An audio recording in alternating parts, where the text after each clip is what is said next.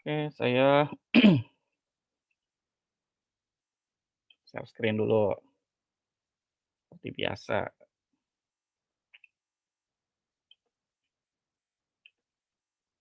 Sudah mulai praktikum? Belum? Belum, Pak. Belum, Pak.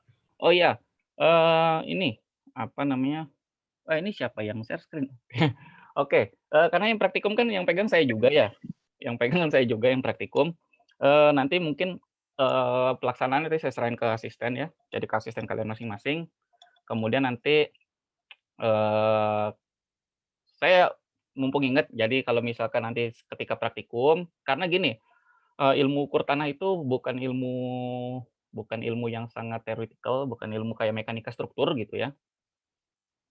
Mekanika struktur ilmunya tuh atau ya kalian udah dapet mekanika struktur lah atau kalkulus lah gitu. Kalkulus atau mekanika struktur itu sangat rigid gitu ya. Maksudnya ya gitu ya harus gitu ya. Kalau kalau ilmu ukur tanah enggak ya. Kalau ilmu ukur tanah dia memang tujuannya sama ya, tujuannya sama, tujuan utama di bidang teknik sipil kalau ilmu ukur tanah itu mencari elevasi, muka tanah, kemudian ada jarak, baik jarak vertikal maupun jarak horizontal, kemudian sudut ya, sudut, baik sudut vertikal, horizontal, sama ya itulah sudut yang vertikal sama horizontal kebanyakan.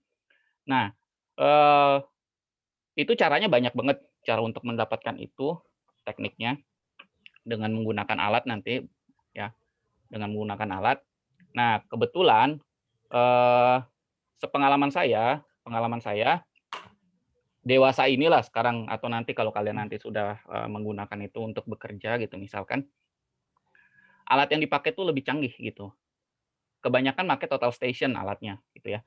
Alat seperti water pass atau level apa istilahnya itu ya, optical level gitulah. Kemudian ada yang namanya alat theodolite itu udah mulai jarang, bahkan udah mulai Betul. ditinggalkan gitu ya. Mhm. Kemudian, eee,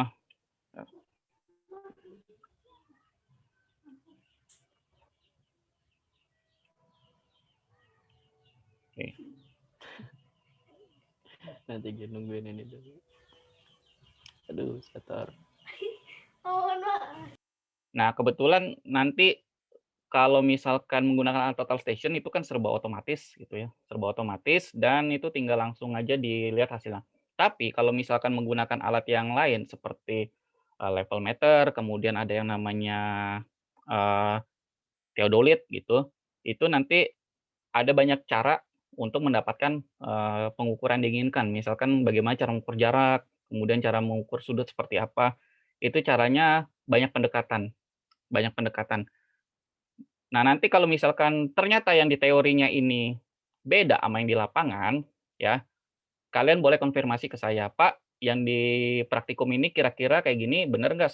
Sedangkan yang Bapak kasih tahu kayak gini," gitu. Nah, itu nanti bisa, kita diskusikan itu, kita bisa lihat. Sebenarnya saya yakin sih kebanyakan pengalaman saya intinya sama, hanya saja bedanya nanti kalau misalkan saya kemarin waktu kemarin yang saya ajari minggu lalu, pengukuran itu hendaknya dilakukan berkali-kali kan, kemudian dirata-rata mendapatkan angka yang kira-kira akan kalian catat. Kalau di lapangan mungkin nggak gitu, dia sekali aja udah cukup gitu. Itu salah satu contohnya, gitu ya. Dan apapun itu nanti bagaimana cara menghitung jarak, misalkan nanti, minggu depan kita akan bahas jarak horizontal. Jarak horizontal itu ada jarak optis, ada jarak, secara langsung.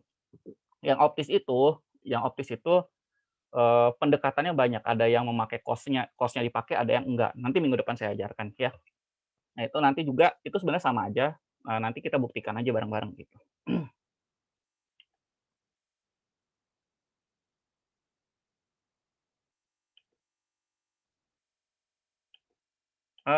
Sebentar ya.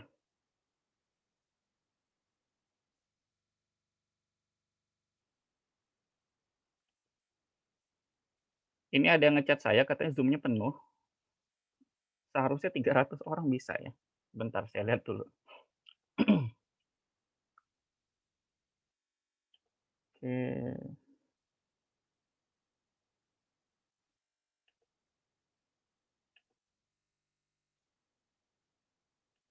Saya pikir ini hanya kelas A dan kelas B-nya saja. Iya.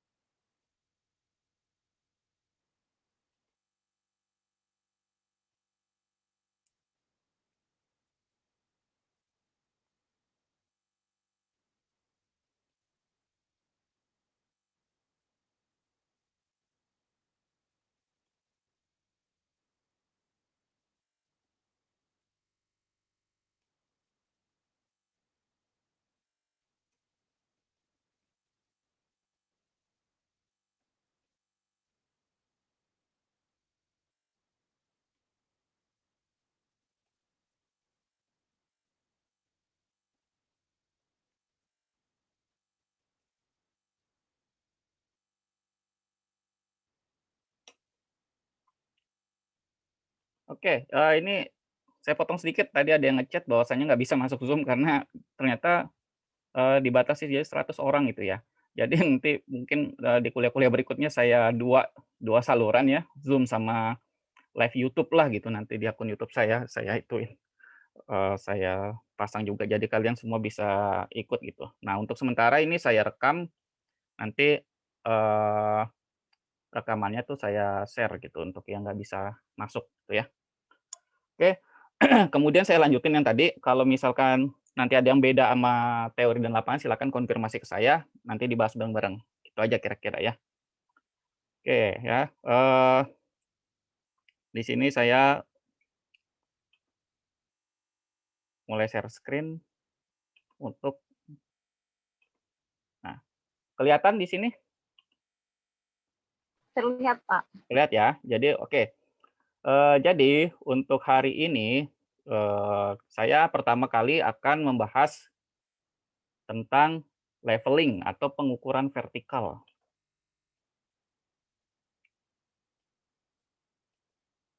Oke, mana sebentar. Oke, nah ini dia. Jadi, pengukuran vertikal nanti materinya silakan dilihat di Spada saja, dilihat di Spada. Nah, untuk pengukuran vertikal, yang kita tahu kan kemarin saya bilang bahwasanya di kita, di bidang teknik sipil, surveying atau ilmu ukur tanah itu dikhususkan ya untuk pengukuran 3 ya, vertikal, horizontal, sama sudut ya. Nah, kemudian dari 3 pengukuran itu nanti dikontrol. Nah, pengontrolannya itu nanti itu ada metodenya seperti namanya traversing, kemudian ada triangulation, ada network gitu. Dan satu lagi ada pengukuran menggunakan GPS gitu ya. Nah, pengukuran-pengukuran itu nanti digunakan untuk berbagai pekerjaan di teknik sipil, baik itu mengukur luas luas daerah yang akan dibangun misalkan, kemudian, volume galian dan timbunan tanah yang digali atau timbunan tanah, kemudian ada juga untuk pengukuran kontur ya. Nah, untuk yang pertama, di sini saya bahas untuk yang pengukuran vertikal dulu ya, pengukuran vertikal. Nah, di sini untuk semua, pengukuran vertikal, ini ada istilahnya namanya leveling ya. Nama istilahnya itu adalah leveling. Jadi, ini ya, melakukan mencari level ya, level atau tinggi gitu ya.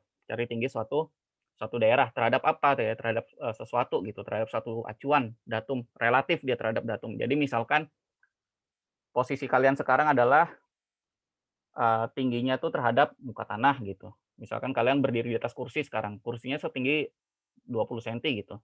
20 sentinya itu terhadap, muka lantai gitulah. Itu, seperti itu namanya leveling gitu ya.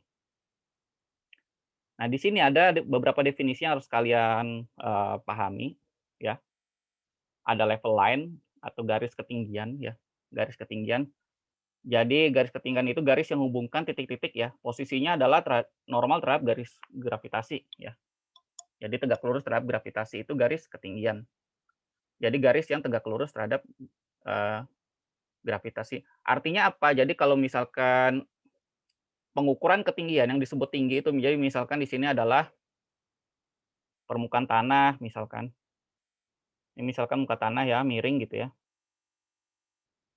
Yang namanya tinggi itu adalah dia diukur tegak lurus terhadap gravitasi. Kalau gravitasi kan selalu tegak lurus ya,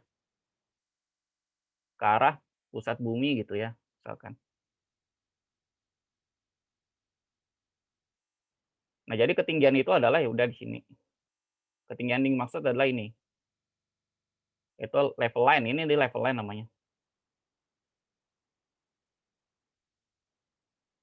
Itu ya.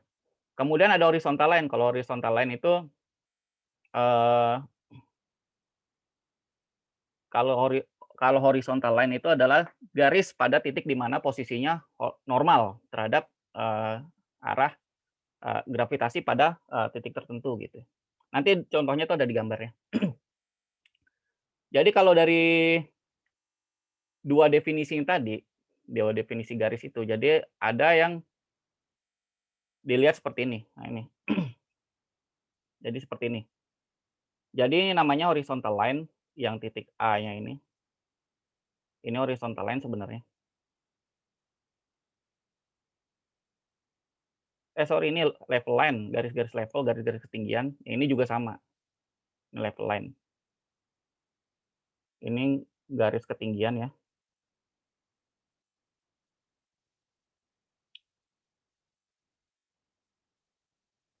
Kemudian ini adalah garis horizontal line yang saya lingkari biru ini, ya.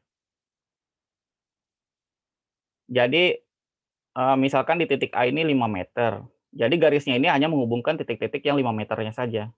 Nah, kemudian yang C-nya ini misalkan adalah sorry yang C ini misalkan 10 meter. Jadi garis-garis, ketinggian ini hanya menghubungkan yang 10 meternya saja, kurang lebih seperti itu. Nanti aplikasinya sih biasanya di kontur nanti. Nanti ada penjelasannya di bawah ya. Kemudian definisi berikutnya ini yang paling banyak dipakai, datum. Datum itu titik acuan, tapi titik acuan itu ada 2, yang sifatnya umum. Yang sifatnya umum itu patokannya itu adalah muka air laut normal, satu lagi adalah yang sifatnya lokal. Lokal itu artinya, patokan terhadap titik tertentu. Jadi, yang namanya datum itu seperti ini, kira-kira. Nah, salah tempat saya. Datum itu seperti ini. Jadi misalkan di sini ada air laut ya, air laut, kemudian di sini ada nah daratan ya, daratan. Nah, datum itu adalah titik acuan terhadap ini. Nah, ini datum namanya, datum. Ini muka air laut normal, mean sea level gitu ya. Ini biasanya di mean sea level ini, dia nilainya tuh 0, biasanya gitu ya. Patokannya tuh dia, titik nol,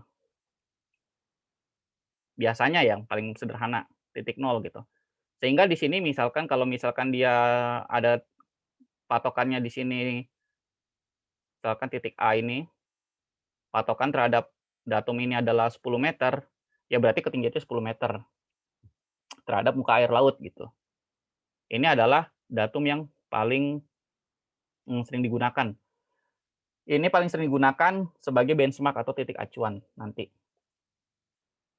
Ini 10 meter gitu ya. Kemudian di sini misalkan titik B-nya, misalkan dia dari muka air laut tingginya itu adalah 20 meter, maka ya udah dia 20 meter ketinggian di titik B-nya itu, gitu. 20 meter terhadap muka air laut gitu. Itu adalah datum, dia patokan ya.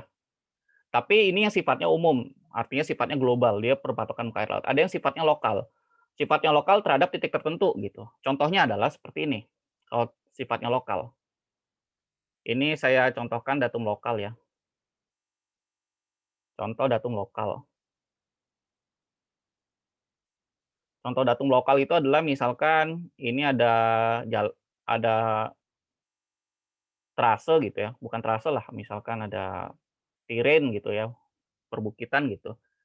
Nah, perbukitannya itu perbukitannya itu dia ngambil datumnya katakanlah misalkan di dasar bukit. Nah, ini datum. dasar bukit. Nah, di dasar bukit itu datumnya itu adalah, eee, 0, berarti di sini titik 0 menurut, apa namanya, datum lokal gitu. Kemudian di titik A, diukur dari dasar bukit itu. Dia ada elevasi misalkan 100 meter. Nah, berarti bisa dibilang titik A itu adalah 100 meter terhadap dasar bukit gitu, titik A ini, 100 meter terhadap dasar bukit. Tapi belum tentu dia elevasinya kalau misalkan terhadap dasar laut terhadap muka air laut belum tentu 100 meter. Misalkan muka air lautnya ternyata kan namanya bukit ya, muka air laut kan selalu di bawah gitu. Nah ini muka air laut yang bawah ini, MSL. Nah, MSL, muka air laut. Nah, titik A itu 100 meter terhadap dasar bukit, tapi terhadap muka air laut dia kan bukan 100 meter, biasa lebih ya. Misalkan dia sini ternyata 1000. Nah jadi titik A itu, jadi kalian harus menginformasikan bahwasanya elevasi titik A itu berdasarkan apa, berpatok ke mana gitu. Berpatok ke dasar bukit kah atau ke elevasi muka air laut, itu harus kalian pegang terus nanti informasi itu. Kalau misalkan mengukur vertikal, nanti kalau misalkan nanti pas praktikum ya, pas praktikum kalian akan pasti mengukur elevasi ya, mengukur elevasi. Kalian dapat elevasinya tuh misalkan satu titik gitu, misalkan kalian nggak dapatnya di kampus lah, ngukur di kampus, di lapangan, satu titik di lapangan misalkan. Dia tingginya itu 1 meter kalian hitung gitu ya. Itu 1 meter terhadap apa, itu harus jelas ya. Itu, komponen yang paling penting banget dalam pengukuran vertikal, harus ada, patokannya, terhadap apa. Seperti ini titik A, dia 100 meter terhadap dasar bukit, tapi dia 1000 meter terhadap muka air laut. Intinya yang mana mau dipakai sama-sama benar, tapi selama konsisten informasinya itu. Artinya semua informasi di titik yang lain juga sama datumnya seperti itu. Di titik B, kalau titik A berpatok pada dasar bukit, ya titik B juga berdasar bukit. Titik C juga begitu juga. Harus konsisten aja. Seperti kemarin prinsip ilmu ukur tanah adalah konsisten salah satunya. Seperti itu ya kira-kira. Kemudian ada lagi terminologi yang terakhir, itu namanya benchmark. Benchmark itu adalah patok yang sifatnya statis atau diem gitu. Patoknya itu dia, benchmark atau BM itu dia sifatnya itu tetap dan bisa menjadi acuan sebagi banyak orang gitu. Patok yang bisa dipakai oleh, banyak orang. Acuannya itu menggambarkan apa? Menggambarkan, koordinat, kemudian menggambarkan elevasi juga gitu. Artinya apa? Misalkan di sini saya punya, mmm, tanah lagi. Nah, tanah. Nah, kenapa kita perlu BM? Titik BM ini harus ada gitu, wajib ada itu. Kenapa? Saya gambarkan seperti ini. Misalkan ada tanah seperti ini. Saya mau mengukur titik A katakanlah di sini. Ini elevasinya berapa? Kita nggak akan bisa ngitung nih elevasi titik A berapa kalau misalkan kita nggak punya titik acuan BM di sini. Nah, titik BM. Kita harus ada. Kalau misalkan titik BM-nya misalkan 100 meter, maka titik A misalkan dia kalian ukur pakai bak ukur tingginya 1 meter gitu misalkan, 1 meter, 1 meter. Maka nanti beda tingginya itu, akan menjadi, tambahan untuk nilai ini. Nanti ada hitungannya di bawah. Misalkan dia 1 meter, BM-nya misalkan katakan datar ya, mendatar gitu kan. Ini katakannya datar gitu. Dia se se se satu garis sama BM-nya gitu. Titik A itu berarti posisinya berada pada BM gitu, 100 meter, eee, di atas permukaan air laut. Biasanya BM itu acuannya muka air laut kalau di Indonesia ya. Jadi BM itu seperti ini, benchmark. Jadi informasi dia, informasi acuan, nah seperti ini. Nah ini, patok-patok lah. Dia bahannya beton, ada yang besi seperti ini, ada yang gini juga, bawahnya ini. Ada cut benchmark, ada flush, dan yang di Indonesia kebanyakan ini sih saya nggak pernah lihat selain dari bentuk ini gitu. Kebanyakan prasasti begini, kayak prasasti gitu. Jadi ini informasinya itu merupakan koordinat sama elevasi titik tersebut ya. Elevasi titik BM-nya ini berapa. Dan dihitungnya dari muka air laut. Sehingga kita bisa melakukan pengukuran nanti di titik sekitar BM-nya itu nanti. Ya. Kemudian ada terminologi terakhir itu namanya radius level. Radius level itu menyatakan elevasinya, menyatakan tingginya berapa. Jadi kalau nanti ada istilah RL-nya itu adalah berapa tingginya gitulah, tinggi daerah itu, ya kan tinggi. Di atas apa di bawah datum. Ya. Kalau misalkan kalau ada yang ingin ditanyakan, langsung tanya aja atau kalau misalkan malu-malu langsung di chat aja pertanyaannya. Nanti, saya jawab ya. Ingin bertanya, Pak. Boleh, silakan. Siapa yang mau tanya, Kak? Boleh? Areta dari kelas A. Ya, gimana? Ada yang perlu ditanyain apa? Contoh datum itu yang ini bukan, Pak. Kita misalkan gunung. Gunung itu kan berarti berpacunya itu kan ke meter di atas permukaan laut yang MDPL itu. Berarti itu datumnya itu tinggi si patoknya itu sama air laut dong, Pak? Iya, betul. Ya, jadi misalkan ada gunung. Kamu naik gunung ya. Di sini ada informasi apa di sini biasanya? Misalnya 3.000 ya. 3.000 di atas DPL ya? MDPL. MDPL ya? MDPL ya biasanya? DMP. Nah, ya itu. Itu artinya itu tinggi gunungnya itu, tinggi puncaknya tempat kalian berdiri itu di 3.000 di atas muka air laut gitu. Itu artinya seperti itu. Ya, seperti itu dia artinya. Nah, ini datum sebenarnya.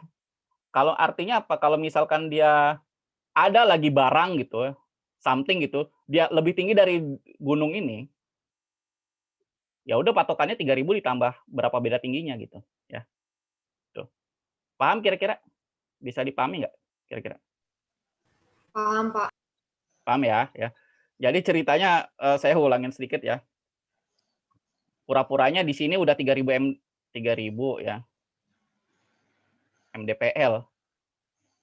Nah, naik dikit lagi tuh dia ternyata kalian pakai ilmu ukur tanah di sini dia beda tinggi dengan di sini itu adalah 2 meter gitu. Beda tingginya 2 meter. Nah, sehingga berarti tinggi di tempat titik kalian berdiri, titik A ini adalah 2 meter ditambah 3.000. Berarti di sini adalah 3.002 MDPL. Jadi itu fungsi datum seperti itu sebenarnya, ya. Jadi kalian nggak akan bisa mengukur berapa ketinggian kalau nggak ada datumnya, kalau nggak ada ini, nggak datum, nggak ada benchmark ya. Terserah mau pakai benchmark atau datum yang mana aja lah itu sebenarnya, ya. Harus nih wajib ada hukumnya. Nanti kalau misalkan nggak ada itu, kalian cuma bisa menghitung beda tingginya doang. Jadi ketinggiannya nggak bisa kalian hitung. Dia posisinya berada pada elevasi berapa kalian nggak akan bisa hitung. Kalian hanya bisa hitung beda tingginya doang. Beda tinggi. Itu aja sebenarnya. Ya. Kurang lebih seperti itu. Ini saya sedikit lanjutin untuk yang ini ya, definisi ya. Kemudian ada yang namanya kurvatur dan refraksi ya. Jadi kurvatur dan refraksi itu adalah jadi kalian sadari bahwasanya ya inilah apa namanya ilmu ukur tanah ini mengacu pada teori bumi bulat ya, bukan teori bumi datar. Jadi kalau kalian yang mengikuti teori bumi datar, ya silakanlah kalian menyesuaikan atau nyari referensi yang lain gitu ya. Ini teori bumi bulat gitu ya. Artinya apa? Jadi sebenarnya yang kalian ukur itu dia kadang-kadang ada faktor belokan, bukan faktor belok ya, maksudnya ada faktor-faktor pembelokan ya. Pembelokan karena apa? Karena ya memang buminya belok, nggak datar dia. Jadi dia berbentuk elipsoid gitu ya, jadi bentuk buletan gitu. Jadi seperti ini ada bentuk buletan. Nah, seperti ini permukaan bumi gitu ya. Kadang-kadang juga beloknya karena misalkan medium apa namanya? Medium penglihatan kalian itu kan udara dan itu ada pengaruh dari cahaya juga. Nah, itu bisa menyebabkan pembelokan pandangan kalian itu namanya efek refraksi gitu, pembelokan itu ya. Pembelokan itu namanya efek refraksi. Nah, silakan nanti ini ini itu menyebabkan yang namanya error. Ini termasuk error sistemik ya. Sistematik error sistematik gitu ya. Jadi kemarin kita udah bahas error itu ada 3 ya. Error itu ada 3. Yang pertama gross error. Gross error itu adalah error yang sifatnya blunder banget. Jadi kalian harusnya 17, kalian bacanya 7 atau 71 kebalik. Nah, itu blunder, itu namanya gross error. Itu mudah sekali diselidiki, mudah sekali dilacak, mudah sekali diperbaikin juga. Dan kemudian error yang kedua adalah error sistematik. Error sistematik itu adalah pengaruh lingkungan, pengaruh keterampilan kalian, itu juga ya. Termasuk pengaruh juga alatnya. Itu yang sulit untuk dibenerin gitu. Sulit banget itu untuk diperbaiki seperti itu. Sulit sekali. Nah, kemudian yang terakhir adalah error random atau error acak. Error random itu adalah kemarin yang saya bilang, kalian menghitung suatu panjang atau menghitung suatu sudut atau menghitung suatu secara vertikal, tinggi vertikal, itu katakanlah hasilnya 2 meter. Nah, beneran nggak? Seyakin apa 2 meter itu? Gitu. Seyakin apa? Nah, caranya adalah cara menganalisis error random itu adalah dengan statistik kan. Jadi ngukurnya tuh banyak data diukur di rata-rata, kemudian dicari standar deviasinya. Contohnya udahlah di minggu kemarin. Nah, kebanyakan yang kita analisis itu cuma gross error sama ini doang ya, error sistematik. Error sistematik, yang random error itu jarang diperlakukannya selama saya bekerja gitu juga nggak terlalu sering gitu ya dipakai gitu error sistematik itu. Bukan nggak terlalu sering, nggak pernah malah ya, nggak pernah gitu. Nggak pernah banget. Karena itu melelahkan sebenarnya error random itu jarang dipakai. Kalau error sistematik biasanya selalu dipakai. Nah, error sistematik ini perlu saya kasih tahu lagi bahwasanya setiap pengukuran itu beda-beda. Setiap pengukuran itu beda-beda. Jadi si error sistematik untuk pengukuran vertikal itu beda, ya. Kemudian untuk yang pengukuran horizontal atau jarak horizontal itu beda, sama sudut lagi beda, beda banget. Nah, untuk yang sekarang yang vertikal itu ada pengaruhnya dari refraksi dan kurvatur, ya. Kalau yang horizontal nanti minggu depan ya itu pengaruhnya itu dari alatnya itu sendiri, terutama pengukuran horizontal secara langsung. Kalau yang vertikal itu kesalahan pembacaan sudut gitu, pembacaan sudut. Nah, biasanya nanti ketika sudutnya itu dikoreksi itu ada penyimpangan. Nah, itu error sistematik itu penyimpangannya itu. Nanti dikoreksi itu errornya itu. Nah, itu nantilah itu 2 minggu lagi ya. Sekarang kita ini dulu, dilihat dulu ya. Nah, error untuk yang kurvatur dan refraksi itu sebenarnya ini bisa dilihat di penurunan rumusnya seperti ini. Saya rasa kalian tidak akan terlalu suka ngelihat ini ya. Nggak akan terlalu suka ngelihat ini. Nah, ini. Nah, yang dipakai itu adalah ini. Nah, saya mah langsung rumus jadinya aja gitu. Untuk atas-atasnya, untuk kalian-kalian yang doyan ngelihat beginian ya. Jadi XB itu adalah ini ya. Jadi nanti hitungan kalian dikurangi dengan ini, dikurangi dengan nilai ini. XB itu adalah XB itu adalah jarak ini ya. Jarak alat ke bak ukur. Nah, ya, XB. XB itu jarak alat ke bak ukur. Kemudian R itu adalah jari-jari bumi. Nah, ini ada 6.370 km ya. Nah, error ini, C-nya ini merupakan adalah termasuk pengaruh kurvatur ya. Refraksi gitu.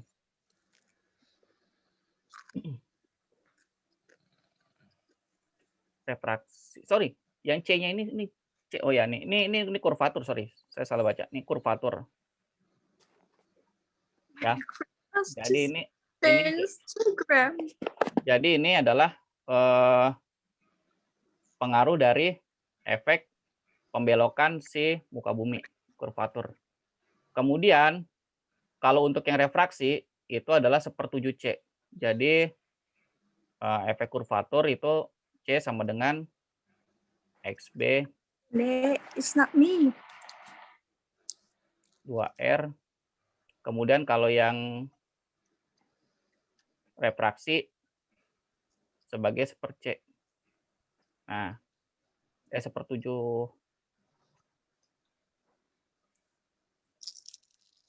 C. Nah, ini adalah ininya, errornya. Kemudian error totalnya tinggal di selisihnya aja, selisih antara C dan R ini. Nah, dihasilkan berarti ini dikurangin 1/7 ini, hasilnya adalah ini. Jadi angka yang saya kotakin biru ini adalah yang kalian pakai, yang kalian gunakan. Ya, yang kalian gunakan. Jadi ketika nanti kalian ngukur suatu vertikal di bak ukur ngebacanya misalkan 2 meter gitu. Nah, 2 meter itu kalian kurangi dengan ini, 6/7 kali jarak antar bak ukurnya dikuadratkan, kemudian dibagi dengan 2 kali jari-jari permukaan bumi. Jari-jari bumi gitu, 6.370 km. Nih jari-jari bumi. 6.370. Ini cara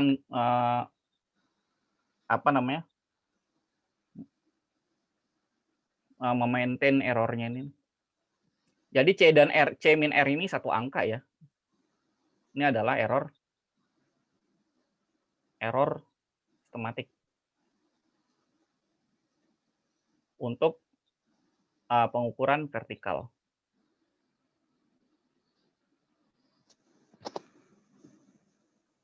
Jadi kalau misalkan kalian, sekali lagi, kalau misalkan ini dilibatkan, error ini dilibatkan, apa yang kalian ukur itu, berapa tingginya, berapa elevasinya, berapa hasil pembacaan di di bak ukur itu, kalian kurangkan dengan ini, rumus ini.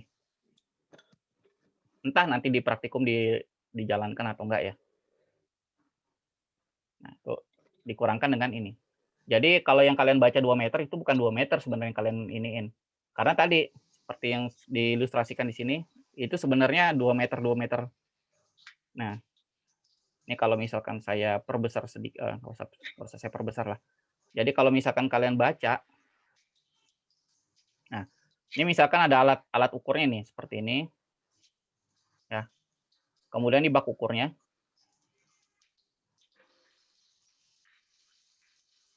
nah yang harusnya terbaca itu adalah yang warna biru ini.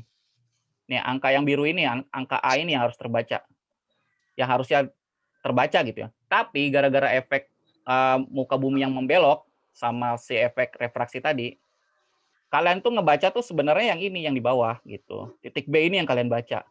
Nah, gitu maksudnya. Titik B ini yang kalian baca gitu. Sebenarnya kan titik A yang harusnya. Tapi kalian ngebacanya malah titik B atau sebaliknya gitu, atau sebaliknya. Dia bisa melengkungnya ke atas atau misalkan dia ke bawah gitu, misalkan. Ya. Kemudian di sini ada alatnya apa aja, alat untuk ukur vertikal. Di sini ada yang pertama ada teleskop ya. Tapi di sini yang dijelasin graduated staff dulu ya, nih. Graduated staff. Jadi nama penggarisnya itu namanya staff, bukan orang, bukan staff orang, bukan. Tapi staff itu dia meteran penggarisnya ini, ya. Dia bisa berbahan dari kayu, metal atau fiberglass. Nanti dicek aja yang punya kita. Tapi modelnya seperti ini. Kemudian ada optical level. Ini optical level ada yang sifatnya biasa, manual gitu. Dia namanya water pass. Dia masih pakai gelembung air gitu di sini. Nah, buat ngelurusinnya. Tapi ada juga yang sudah digital sifatnya. Ada juga yang sudah digital. Kira-kira begitu. Kalau yang masih manual, bukan manual ya, masih apa ya dibilanginnya? Yang awalnya konvensional gitu ya, dia namanya tilting level gitu. Namanya tilting level. Kadang-kadang juga disebut water pass gitu dah. Kalau yang digital level juga ada. Ini seperti ini alatnya. Nah, kebanyakan sekarang sudah nggak pakai ginian-ginian lagi, udah pakai satu alat namanya total station, tapi ini juga dipakai sih sebenarnya. Untuk leveling ya, untuk leveling masih dipakai. Kalau untuk jarak sama sudut itu rata-rata pakai total station. Ini masih dipakai sih sebenarnya. Untuk ini. Untuk pengukuran level atau leveling gitu. Kemudian pengaturan alat, ini alatnya tuh perlu dikalibrasi atau enggak, ya ini opsional. Silakan, harusnya sih dikalibrasi, tapi ini membutuhkan teknik dan cara tersendiri. Seperti ini cara kalibrasinya. Jadi metode kalibrasi alatnya itu two-pack test namanya. Two-pack test. Saya rasa sih nggak akan dilakukan ketika nanti kalian praktikum. Kenapa? Karena memang ini butuh apa ya namanya? Butuh ketelitian yang cukup tinggi ya untuk mengkalibrasi ini. Nah, jadi alatnya pertama tuh ditaruh di antara titik A dan B di sini. Antara titik A dan B. Kemudian dibaca masing-masing di titik A ini. Alatnya apa tadi? Staffnya itu. Ini staff namanya. Oh ya udah ada keterangannya, staff. Ini katakanlah berapa gitu ya. Di sini berapa nih, selisihnya itu adalah nih kurang lebih seperti ini. Katakanlah A dan B-nya itu membacanya 1,5 meter dan 0,5 meter. Sehingga perbedaan tingginya, beda tingginya itu adalah 1 meter. Seperti yang saya bilang tadi, kalau tanpa BM atau tanpa datum, tanpa benchmark, tanpa informasi ya, informasi tentang BM itu, kalian hanya akan mendapatkan beda tinggi saja yang kalian baca. Ini kan hasil pembacaan 1,5 meter sama 0,5 meter. Tanpa datum kalian hanya bisa dapat beda tingginya aja. Jadi beda tinggi di antara dua titik tersebut adalah meter. Ya. Nah kemudian alatnya ini dipindah ke titik C. Mana titik C? Nah dipindah ke titik C, dipindahin. Alatnya dipindah. Pindah ke titik C. Terus membaca juga, membaca titik B sama titik A juga. Nah, membaca titik B sama titik A. Misalkan di sini. Membaca titik A sama titik B dapatnya 3,5 sama 2 meter. Nah, selisihnya berapa? Setengah meter. Nah, kan ada bedaan tuh. Ada perbedaan. Kalau diukur di tengah, diukur di sini, ini selisihnya 1 meter. Kalau diukur di sini, ini selisihnya 1,5 meter. Nah, siapa yang dangdutan itu? Nah.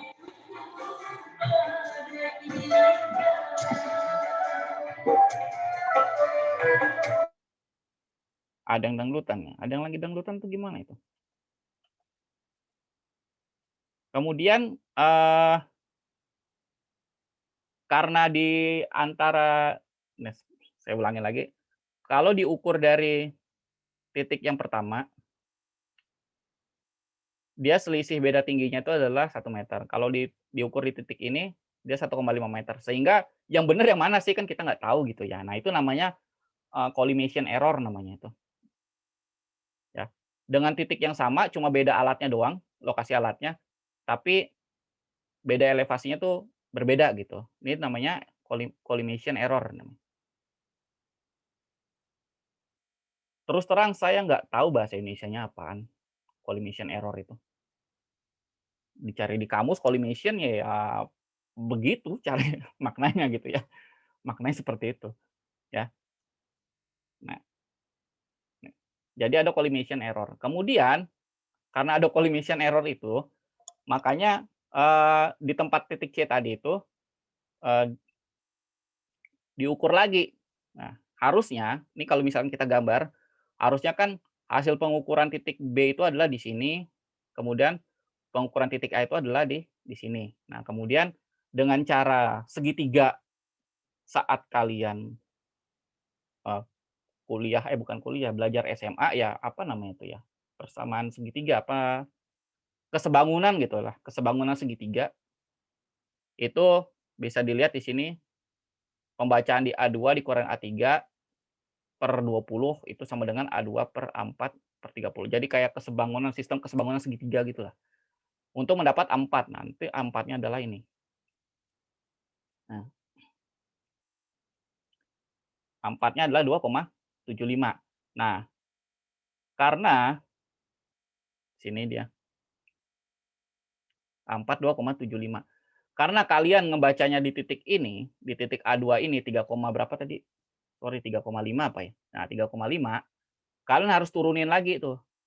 Teropongnya itu diturunin sampai 2,75. Nah, posisi alatnya itulah disebut alat yang sudah dikalibrasi gitu modelnya. Jadi kalau misalkan alatnya belum kalibrasi, ya kalian akan ngebaca titik ini adalah 3,5. Padahal harusnya adalah 2,75 gitu. Sehingga ketika dia ngebaca di sini 3,5, kalian harus turunin dia sampai 2,75. Teropongnya diputer jadi kayak gini. Nah, ininya diputer. Alatnya diputer. Teropongnya ini diputar. Diputar supaya dia menghasilkan 2,75. Nah, kalau sudah gitu, posisi itu harus dipertahankan buat pengukuran-pengukuran yang lain, pengukuran-pengukuran yang selanjutnya gitulah. Nah, biasanya kalibrasi alat itu dilakukan di awal-awal kegiatan pengukuran. Di awal kegiatan pengukuran. Jadi kalau misalkan ada proyek baru dibuka gitu. Nah, itu kalibrasi alat dulu gitu. Semuanya gitu. Entah itu alat pengukuran, entah alat apa, alat lab segala macam. Dikalibrasi. Nah, coba nanti tanyakan ke asistennya apakah alat itu sudah dikalibrasi yang di mana namanya? Yang di lab, alat ukur tanah kalian sudah dikalibrasi atau belum. Kalau misalkan sudah dikalibrasi, ya berarti sudah aman untuk dipakai. Kalau belum, harusnya dikalibrasi dulu dengan cara seperti ini. Gitu. Ya. Harusnya sih sudah ya, sudah dikalibrasi. Nah, ini informasi buat kalian aja. Ini dilakukan di awal kegiatan ya, kegiatan pengukuran. Nah, kemudian ada juga yang seperti ini. Kalibrasinya berdasarkan sudut sama aja. Kita mencari berapa sudut yang dibelokkannya. Ya, tinggal tangan A-nya berapa, tangan alfanya berapa. Dengan prinsip ini kalian taruh alat di sini di titik C, kemudian mendapatkan pembacaan A2 sama B1. A2 sama B1 berapa. Kemudian dibaca dari titik D menghasilkan B2 dengan A2 gitu. Informasinya ditulis di dalam rumus ini, kemudian baru didapat sudutnya. Sehingga gimana? Sehingga kalau misalkan saya ngebaca untuk mendapatkan angka ini, B2 ini, ya dia harus dikalikan tangan berarti kan. Gitu, elevasinya berapa. Jadi kalau misalkan dia saya baca dari sini misalkan. Saya baca dari sini untuk mendapatkan A2. Nilai A2 yang asli berapa jadinya? Ya tinggal katakanlah ini A-nya ya. Jadi A2 dikurangin A2 dikurangin A itu dibagi dengan jarak. Jaraknya berapa dari titik ini ke sini katakanlah L gitu ya.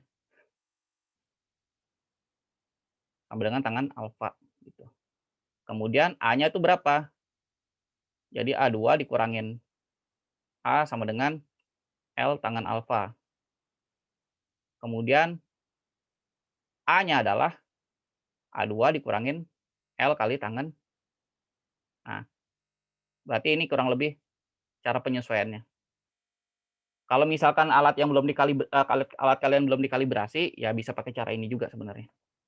Tuh. Nanti silakan dibaca-baca aja.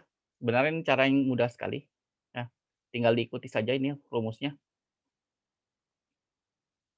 Jadi kalau misalkan sekali lagi dari titik D, misalkan di tempat kalian posisi kalian berdiri,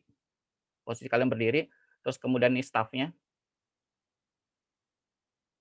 terus mengukur titik ini, titik A, tapi kalian ngebacanya A2 gitu ya. Sini L gitu ya. Maka angka yang sebenarnya itu adalah ini. A adalah nilai A2 dikurangi L kali tangan alfa. Alfanya dari mana? Dari sini. Dari pengkalibrasian ini. Pengkalibrasian alat. Kurang lebih begitu. Ini dilakukan di awal seperti saya bilang tadi. Nah, sebelum cara menganalisis cara menganalisis pengukuran vertikal, ada yang mau ditanyain dulu nggak? Ini nanti yang kalian lakukan di lab, ini yang di bawah pas praktikum. Ada 2 cara. Ada yang mau ditanyain dulu? Izin bertanya, Pak. Boleh, silakan. Siapa? Muhammad Baihaqi ya? Ya. Ya. Izin memperkenalkan diri, nama saya Muhammad Baihaqi Roman dari kelas B. Tadi dijelaskan tentang benchmark tuh. Benchmark kan dia kayak titik permanen gitu kan. Ada nggak sih suatu kondisi yang menyebabkan dia itu bisa berubah? Apakah karena dengan adanya perubahan kontur tanah atau misalnya bencana alam? Berubah, benchmark itu berubah, gitu maksudnya? Iya, Pak. Benchmark itu bisa berubah, betul. Jangankan karena bencana alam ya. Benchmark itu gini, benchmark itu, ini untuk informasi buat kalian. Oh, ini siapa? Baihaqi ya? Nanya ya, udah di sini ya, jawab pertanyaan sama. Oke, jadi gini Muhammad Baihaqi dan untuk semuanya, benchmark itu berubah. Kenapa? Bisa berubah. Kenapa? Karena sebenarnya yang pertama,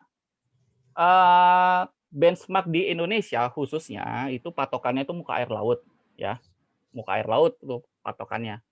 Nah, muka air laut itu kan kadang-kadang bukan kadang-kadang, dia suka berubah-ubah kan. Artinya dia muka air laut naik, kalau misalkan MSL-nya, muka air lautnya rata-rata naik kan berarti benchmark-nya harus disesuaikan lagi gitu. Ya kan? Seperti itu. Kalau misalkan bencana alam terjadi perubahan kontur ya jelas itu harus berubah juga gitu. Harus berubah. Tapi benchmark yang berubah itu adalah benchmark yang di daerah tempat bencana alam tersebut, dan pastikan juga bahwasanya bencana alam tersebut memang mengubah konturnya itu menjadi sesuatu yang permanen lagi gitu. Permanen dan memang lahannya itu sudah masih aktif untuk dilakukan penggarapan gitu. Contohnya buat jalan gitu. Model-model seperti itu. Intinya seperti itu ya. Jadi benchmark itu bisa berubah baik dalam kondisi alam maupun kalau misalkan dalam kondisi yang bukan alam, setahu saya, sepengetahuan saya itu belum ada gitu ya. Belum ada gitu ya. Kebanyakan itu karena kondisi alam. Tuh. Perubahan muka air laut salah satu faktornya juga, dan bencana alam juga bisa menjadi salah satu faktornya juga. Seperti itu. Dan satu hal lagi yang harus kalian tahu, benchmark ini sangat sulit didapat ya. Jadi di daerah-daerah tertentu saja bisa didapat, di daerah-daerah tertentu saja, sehingga kadang-kadang kita yang harus bikin benchmark-nya sendiri gitu. Sebagai contoh bahwasanya dulu di daerah Prambanan, dari Candi Prambanan itu ada proyek untuk membuat benchmark gitu. Ada juga seperti itu, proyek dan pekerjaan membuat benchmark. Karena apa, benchmark itu sangat biasanya di daerah-daerah tertentu aja, misalnya di pinggir pantai atau di pinggir-pinggir jalan itu suka-suka ada gitu ya. Atau di daerah-daerah yang sedang dibangun itu juga bisa ada benchmark-nya. Ya. Kurang lebih seperti itu ya. Saya sedikit lanjutkan ke bagian bukan analisis sih, ya analisis lah ya.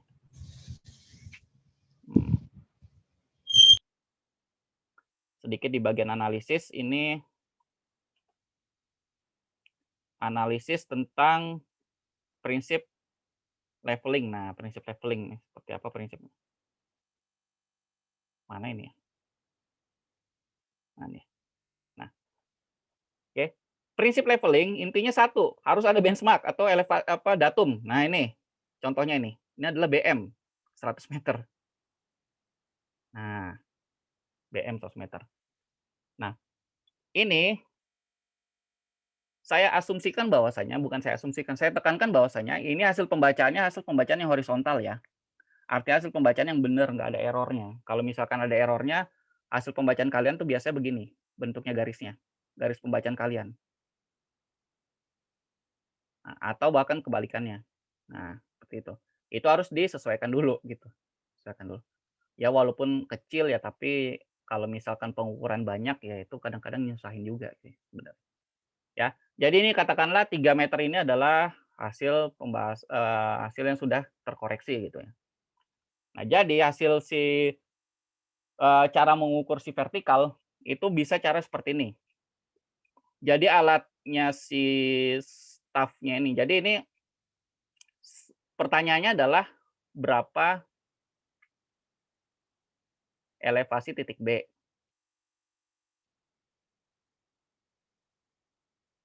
Nah, elevasi titik B berapa? Pertanyaannya gitu ya, pertanyaannya. Nah, di lapangan nanti caranya gini, alatnya taruh, mengarah ke ini, titik yang sudah ada BM-nya. Nah, ini 100 meter, ya. Nah, 100 meter. Kemudian si staff-nya lagi, satu lagi ditaruh di titik B yang ingin kalian mau cari, ya. Ini. Kemudian alatnya itu ditembak, ya. Ditembak ke pertama titik yang ada BM-nya dulu. Itu namanya backside gitu. Atau pembacaan ke belakang atau gimana bahasa Indonesia saya agak-agak bingung, nggak tahu ya. Saya bacanya BS aja gitu ya. Ini namanya back side, ya. Kemudian ada lagi, oh ya ini satu lagi ya. Kemudian alatnya diputar ke titik B. Ini namanya FS ya. Atau pembacaan ke depan. Ya. Pembacaan ke belakang sama ke depan. Jadi pembacaan ke belakang dulu artinya yang awal dulu. Yang pertama tuh pembacaan ke belakang, dapat angkanya misalkan di sini udah ada ya, udah ada 3 di sini. Dapat 3 meter di penggarisnya itu, di staffnya itu 3 meter. Di sini. Nah, di sini kebacanya 3 meter. Di sini 3 meter gitu ya. Dan satu lagi pembacaan di alat yang di staff yang sama itu 1 meter. Sehingga di sini ada terminologi delta ya, delta. Deltanya itu adalah 3 dikurangin 2, artinya adalah 1 meter. Kalau kalian nggak punya benchmark, itu kalian cuma bisa ngitung sampai delta doang. Beda elevasinya 1 meter. Sorry ini kenapa kalian nggak ada yang protes? Ini saya nulis 1 nih. Harusnya nah, 2 meter gitu ya. Ini adalah perbedaan tinggi, perbedaan elevasi ya.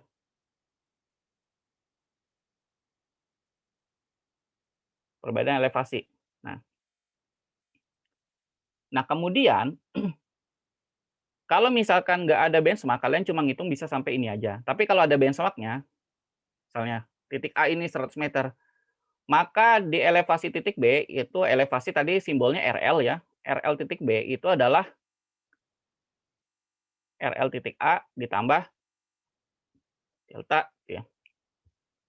Nah, ini 100 ditambah 2, jadi 102 meter. 1000. Nggak asik banget pakainya ini. Oke. 102 meter. Nah, gitu. Jadi elevasi titik B atau RLB itu adalah 102 meter. Itu cara mencari beda tinggi nanti. Jadi kalau praktikum ada kayak gini-gininya ya misalkan. Ya. Kemudian, nah ini tadi nih. Kalau misalkan dirumusin ya tadi seperti ini. Oh, saya salah ini ya. Malah metode keduanya dulu yang saya jelasin. Nah, yang tadi ini. Nah, jadi metode yang tadi, metode yang ini disebut metode rise and fall namanya. Metode rise and fall. Metode ini yang paling banyak dipakai sebenarnya. Rise and fall. Jadi kita ngitung deltanya dulu, baru ditambahin dengan datum titik A-nya itu berapa. Nah, kemudian ada lagi satu metode, namanya metode HPC. Ini metode rise and fall, ini saya tulis di sini aja. Di sinilah.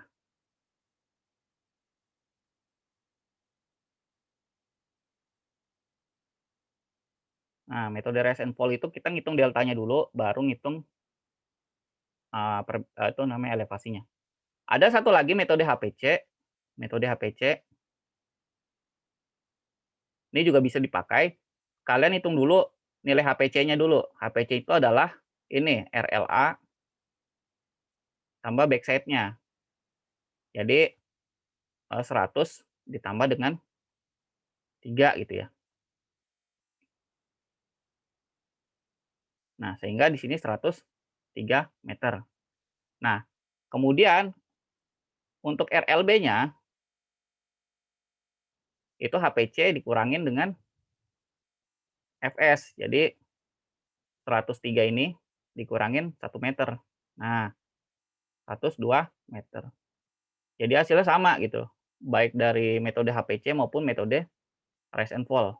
Tapi kebanyakan kalau misalkan saya praktekin di lapangan itu kebanyakan metode rise and fall sih sebenarnya daripada metode HPC.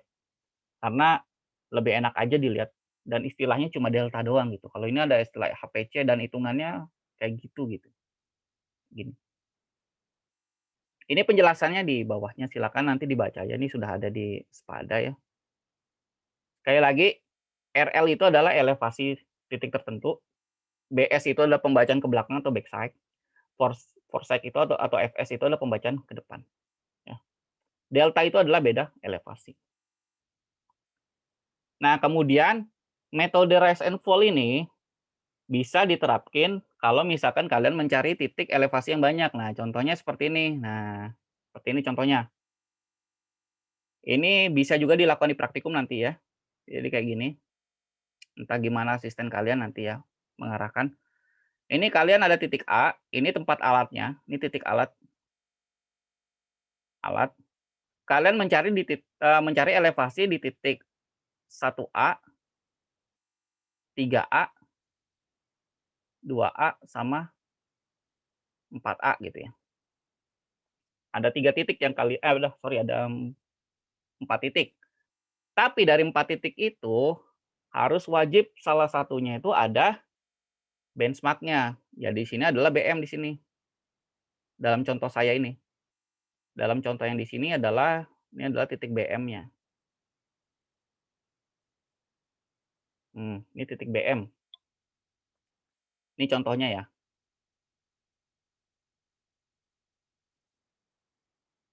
Nah, ini contohnya nih. Nah, contohnya. Kok soal contohnya saya lupa masukin, tapi untung jawabannya ada ya. Jadi, sekali lagi saya gambarkan, contoh ini adalah ini yang saya kotakin atau lingkaran biru muda ini. Ini kalian di sini alatnya. Sini alat. Sini BM. Dan kalian diminta untuk menghitung elevasi 2A, 3A, 4A. Ya. Misalkan, kalau misalkan di BM-nya itu menandakan 60,5 meter, misalkan ya, di BM-nya itu. Berarti elevasi titik 1A berapa? Ada yang bisa jawab nggak? 1A itu dia titik BM. Informasi di BM-nya itu di kotaknya ini. Nah, titik BM. Itu 60,5. Berarti elevasinya itu berapa di situ? Ada yang bisa jawab? Kira-kira? Jawab, kasih nilai tambahan ini.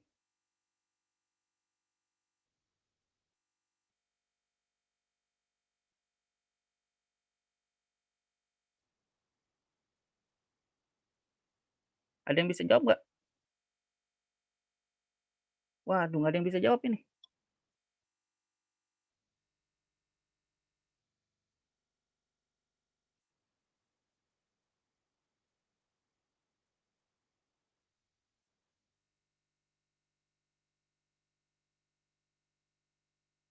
Jadi kalau misalkan di sini titik BM, tadi padahal udah ditanya tuh tentang yang gunung-gunung tadi tuh. Ini ada titik BM 60,5 tulisannya. Artinya itu adalah elevasi di titik itu adalah ya sesuai BM-nya ya, 60,5 gitu. Sehingga dengan satu informasi itu kalian bisa menghitung nanti titik elevasi titik 2A, 3A dan 4A ini. Caranya di sini pakai tabel ini. Bisa pakai tabel ini. Nah, bisa pakai tabel ini. Ada titik 1A, 2A, 3A, 4A ya. Malah saya coret-coret. Oke. Nah, titik 1A tadi sudah ada informasi elevasinya itu titik BM-nya 60,5 meter. BM. Jadi elevasi titik 1A sudah tahu 60,5 ya. Kemudian alatnya ditaruh di tadi mana ya? Saya gambarin ulang lah. Titik A ya. Kemudian ini 1A, terus 2A-nya dari mana tadi? 2A, 3A, 4A ya. Ini 2A, kemudian sini 3A, di sini 4. Nah, di titik 1A sudah. Nah, dapat ya. Sekarang pindah ke titik 2A. Titik 1A sudah 60,5 karena ini BM, langsung ditulis saja. Kemudian dengan cara metode rise and fall, kalian hitung dulu. Backside-nya itu adalah ini, 1A. Pembacaannya berapa? 1,5. Katakanlah. 1,5. Kemudian kalian baca yang 2A. Berapa? Intermediate itu namanya intermediate side gitu ya. 2,5 meter. Tulis ya. Kemudian baca yang belakangnya 3A. Dapat pembacaan 4 meter. Dan yang terakhir alatnya diputar lagi buat ngebaca titik 4A. Dapatnya pembacaan 2 meter. Nah, oke, ditulis dulu ini yang biru-birunya. Ya, tulis dulu. Baru kemudian kita ngitung deltanya. Delta itu adalah BS dikurangin FS, atau dalam hal ini yang sudah dikembangin ini, delta itu adalah BS dikurangin IS gitu. Kurangin. Nah, untuk yang pertama BS-nya 1,5 dikurangin 2,5. Nah, ini menghasilkan minus 1 kan? Minus 1. Nah, di sini perbedaannya. Minus 1 ya. Kalau dia minus 1, kalau dia minus 1, kalau dia minus 1, dia artinya turun. Apa namanya? Konturnya tuh menurun atau elevasinya menurun. Ya tulis aja di fall gitu ya. Daerah fall minus 1, tulis di sini. Tulis ya. Kemudian dari sini 2,5 ke 4 ya, 2,5 ke 4 itu adalah 2,5 dikurangin 4 itu hasilnya 1,5 minus ya. Jadi turun lagi. Turun minus 1,5 ya. Terus ini ke sini, kemudian yang terakhir adalah ini ke sini. Jadi 4 dikurangin 2 positif. Berarti dia rise, naik. 2 itu tulis. Ini 2. Rise atau naik dia. Jadi ini positif, ini yang negatif, nih negatif. Nah, sehingga kita tinggal nulis elevasinya karena elevasi di BM-nya sudah tahu 60,5. Kalau fall dia dikurangin 1, 60 dikurangin 1, 59,5. Kemudian turunin lagi. Dia harus berantai seperti ini. Turunin lagi jadi 58, 59,5 dikurangin 1,5, 58. 58 karena rise dia berarti plus kan, plus 2 gitu jadi 60. Nah, jadi ini elevasi di titik-titik ini adalah elevasi titik 2A tadi 59,5. Di 4-nya ini adalah 60, di 3A-nya itu adalah 58. Sedangkan di sini 60,5. Ini yang nanti kalian lakukan di lab. Elevasi-elevasi. Jadi kalau kalian bayangin, kalau kalian pernah di kampus lah atau di depan rumah kalian itu ada halaman gitu. Nah, alatnya taruh di tengah gitu kan ya. Taruh nggak harus di tengah sih, di pinggir juga boleh gitu. Kalau misalkan alat di tengah kayak tadi, kalau gambar yang contoh di atas itu, ya ini kayak gini ya. Ini kadang-kadang 1A, ini 2A, ini 3A, ini 4A. Nah itu, elevasi-elevasinya diukur. Diukur dia elevasi-elevasinya. Lalu di elevasi titik A itu sendiri gimana? Ya bisa juga dengan cara yang sama juga patokannya. Karena di sini udah dapat angka elevasinya 59 ini udah dapat, ya pakai ini saja yang tadi. Pakai yang awal tadi. Nah ini. Saya pakai ini, metode yang ini ya. alatnya agak dipindah gitu ya. Alatnya agak dipindah. Pindah ke sini. Terus baru dapat titik A-nya, diukur ke sana, terus kemudian diukur ke sana. Dapat delta, ditambahin elevasi di 1A. Selesai sudah. Di situ. Ini namanya metode rise and fall. Kalau metode HPC juga ya sama juga caranya. Ini saya jabarin contohnya juga tuh. Ya, menghasilkan hasil yang sama juga gitu. Oke, cara menghitungnya ada pertanyaan nggak di sini? Kurang lebih seperti ini. Ada pertanyaan nggak?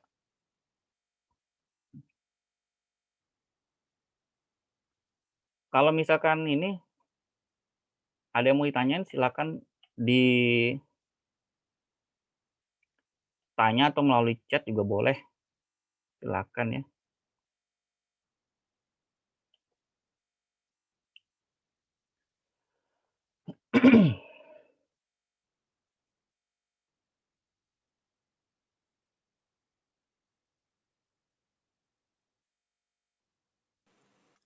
Saya mau nanya. Silakan, siapa namanya? Nama Dahlia. saya Dahlia. Heeh. Kita bisa tahu dia itu BS sama FS itu dari mana, Pak? Kalau di sini di penjelasan saya asumsinya BS itu yang pertama kali kita tembak itulah BS itu. Jadi ceritanya ya misalkan ini. Nah. Ini alatnya. Ini BS sama FS-nya kalian tentuin sendiri, tapi di definisi yang saya kasih tahu itu yang ditembak duluan. Ini misalkan ininya. Titik 1, titik A lah. Kemudian titik B-nya. Nah. Kalau misalkan siapa si Dahlia tadi tuh nembaknya titik A duluan. Titik A duluan. Titik A dulu gitu. Yaitu dia BS gitu. Dia tuh BS-nya itu. Kalau misalkan titik B duluan, dia BS. Gitu. Tergantung yang mana duluan itu dia BS, backside gitu ya. Tergantung yang mana duluan. Tapi kalau misalkan di salah satu titiknya itu ada BM, misalkan di titik ini adalah BM. Titik ini adalah BM. Misalkan. Ya backside-nya itu yang BM itu aja. Gitu. Jadi kondisinya tergantung ada dua ya. Kalau misalkan ada titik BM, yang jadi backside-nya itu BM dulu. Yang pertama kali jadi backside-nya. Ya, yang jadi backside-nya itu BM dulu.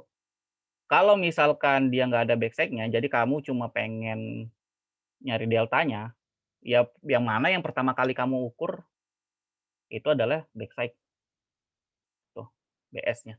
Yang kedua foresight. Namanya juga yang awal itu adalah yang belakangan. Beda ya, datang belakangan sama datang duluan beda, bukan. Bukan seperti itu konsepnya. Yang belakangan itu adalah dia yang duluan diukur gitu. Back, namanya back ya, backside ya. Namanya BS ya, backside. Backside itu adalah yang mana yang duluan ukur. Kalau FS itu adalah foresight gitu. Berarti yang di mana yang paling depan, yang paling baru diukurnya gitu. Modelnya seperti itu kira-kira. Tapi kalau ada BM-nya, BM-nya jadikan backside-nya. Gitu aja. Ya. Ada lagi kira-kira? Ini nanti gini aja, sekalian ya saya karena nggak ada pertemuan praktikum nih, sekalian saya mau ngejelasin juga. Nanti kalau kalian dikasih kayak form gitu, ini formnya nggak harus kayak gini, form ngitungnya nggak harus kayak gini. Boleh pakai form misalkan nanti dikasih sama siapa namanya, sama asisten, ya pakai form asisten aja yang udah ada di jurusan gitu ya. Ini saya kan berdasarkan ya form-forman saya aja gitulah. Saya nyamannya begini gitu. Ya form waktu saya kerja lah dulu kayak gini gitulah modelnya. Tuh. Tapi cara ngitungnya sama. Cara ngitungnya prinsipnya sama. Tergantung kalian pakai rise and fall atau HPC. Tapi rata-rata kebanyakan rise and fall sih dipakainya. BS dikurangin FS. Udah, gitu aja.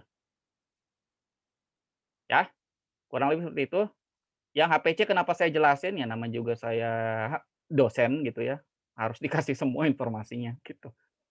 Kalau di lapangan paling makainya ya yang ini aja yang enak dipakai di lapangan. Tapi kalau di kuliah semuanya dikasih, itu wajib gitu. Oke, kalau misalkan nggak ada, itu cara ngitungnya, ini ada contohnya, saya mohon maaf sekali ini sepertinya soalnya nggak ketulis, tapi untungnya terdeskripsi di sini, ada gambar, ada tabel dan jawabannya gitu ya. Mungkin nggak sengaja kepotong gitu ya. Mungkin nanti saya perbaiki aja. Kemudian ini berikutnya ada yang namanya sumber kesalahan. Sumber kesalahan dari pengukuran vertikal itu adalah instrumental error, ada observational error, sama natural ya.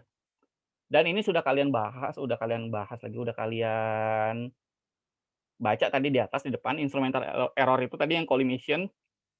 Collimation error itu artinya alatnya belum dikalibrasi, jadi kalibrasi dulu ya. Kalibrasi dulu. Collimation error tadi itu alatnya dikalibrasi dulu. Tapi saya yakin kalau di alat yang di lab itu sudah dikalibrasi, jadi kalian nggak harus kalibrasi lagi di lapangan nanti, gitu ya. Harusnya sudah dikalibrasi itu. Kemudian observational error itu adalah pengamatannya yang salah. Jadi harusnya 3,5 dibaca 3,4, itu error saat observasi. Yang satu adalah error alam, natural error. Natural error itu kurvatur bumi, refraksi, tadi sudah kalian hitung ya. Ini natural error itu adalah, saya tulis lagi di sini. Natural error jadi error karena pengaruh alam itu adalah, itu sama dengan tadi C dikurangin R itu ya, sama dengan 6/7 kalikan ya jarak alat ya, jarak alat dengan stafnya itu saya bilang L gitulah atau D lah gitu. Kuadrat dibagi dengan 2R. R itu adalah jari-jari bumi. Jari-jari bumi silakan rujukannya bisa mencari di mana aja. Kalau di sini saya nggak hafal terus terang jari-jari bumi itu berapa. Kurang lebih tadi berapa itu ya? 6 ribuan atau berapa itu? Bentar ya saya lihat. 6.370 kilometer ya. 6.307 kilometer. Oke.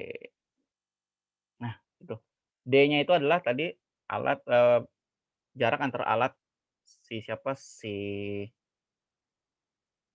alat ukurnya dengan si stafnya itu berapa. Jadi ini menghasilkan satu angka ya, menghasilkan satu angka dan angkanya itu adalah udah merupakan kombinasi dari refraksi dengan belok apa namanya faktor bentuk bumi gitu ya. Jadi ini faktor bentuk bumi yang C ini kurvatur, yang R-nya itu adalah refraksi. Jadi ini udah menghasilkan satu angka, angka kombinasi dari dua itu. Ya. Kalau instrumental error ini kalibrasi yang tadi. Kalau observational error, ya ini gross error lah udah kalian paham tak minggu kemarin. Oke, ini kemudian melacak kesalahan ini. Nah, jadi buat ngecek apakah elevasi-elevasi kita yang kita ukur itu udah benar, itu gampang caranya ya, caranya gampang. Misalkan tadi yang di atas, saya agak-agak mundur sedikit, nah ini. Nah, kalian tahu dari mana ini angka-angka ini benar? Tahu dari mana angka-angka ini benar? Buat ngeceknya itu adalah, ya udah kalian ngitung lagi titik 1A ini, benar nggak dia 60,5 meter?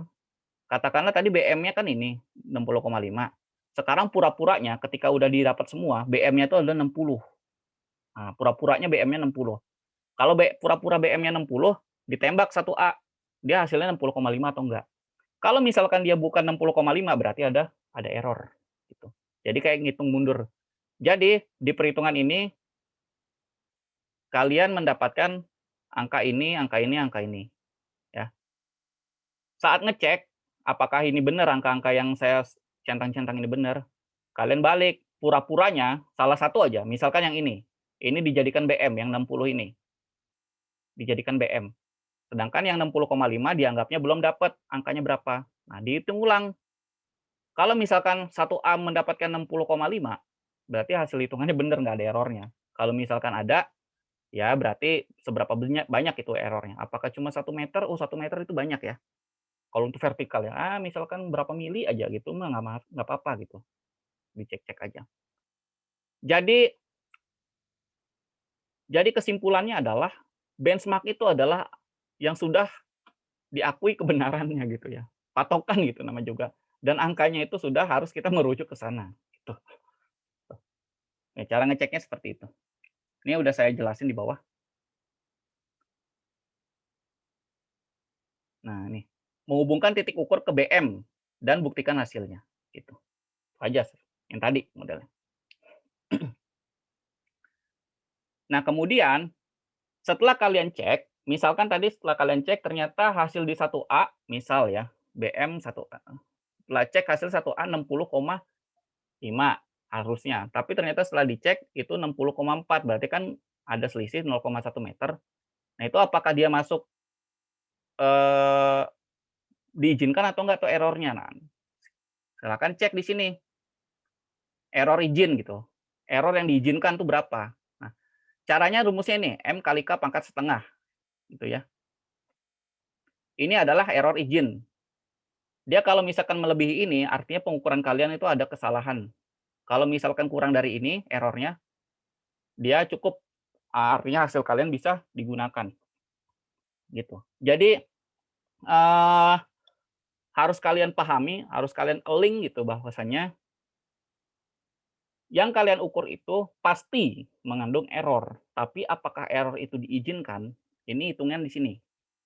Nah, jadi hitungnya di sini, M kali K pangkat setengah. K itu adalah jarak pengukurannya. Jarak pengukuran dalam, jadi kalau misalkan dia bentuknya poligon, total jarak pengukurnya itu berapa? Nah, jadi kalau misalkan kalian ngukur lapangan gini, ada titik A, B, C, dan D. Nah, panjang titik A, B, C, dan D ini kalau dihubungkan tuh berapa kilo, ya, berapa kilo, itu masuk K. M-nya itu rata-rata antara 2 sampai 12 mm. Itu nilainya terserah kamu pakai berapa. Tapi kebanyakan kasus di lapangan diambilnya 5 meter. 5 meter, 5 mm. 5 mm. Nah, ini saya perjelas. Ya. Jadi kalian hitung 5 mm dikalikan panjangnya berapa kilo di akar dia. Sehingga dia masuk ke error izin nggak? Kalau misalkan errornya lebih dari E, artinya pengukuran kalian itu kesalahannya cukup besar dan itu mungkin bisa diulang pengukurannya atau bisa dicek lagi gitu, ya. Kalau misalkan hasil E-nya ini, hasil errornya itu kurang dari E, hasil errornya kalian itu kurang dari E, artinya adalah ya sudah hasil pengukuran kalian bisa dipakai atau bisa digunakan, nggak usah diperbaiki lagi, nggak apa-apa, gitu.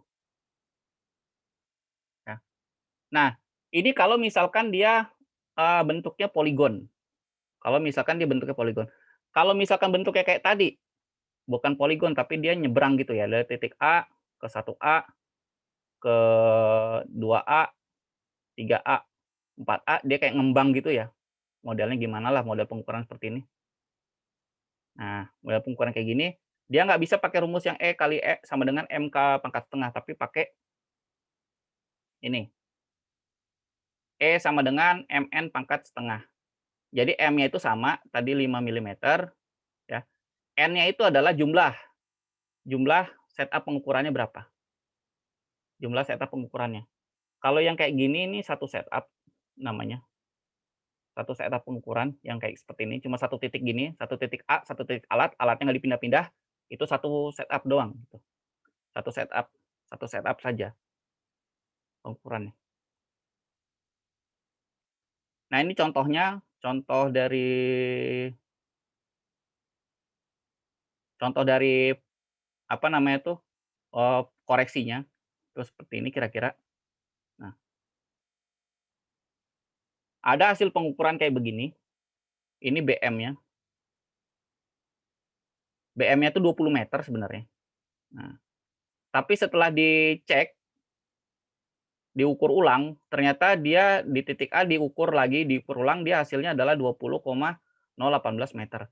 Sehingga ada error sebesar 0,018 meter gitu ya. Nah, pertanyaannya adalah ini boleh nggak, diizinkan nggak ini errornya gitu, pengukuran ini boleh nggak dipakai gitu. Nah, diceknya ini sekarang. Nah, diceknya ini. Ini error yang diizinkan nih. Error izin.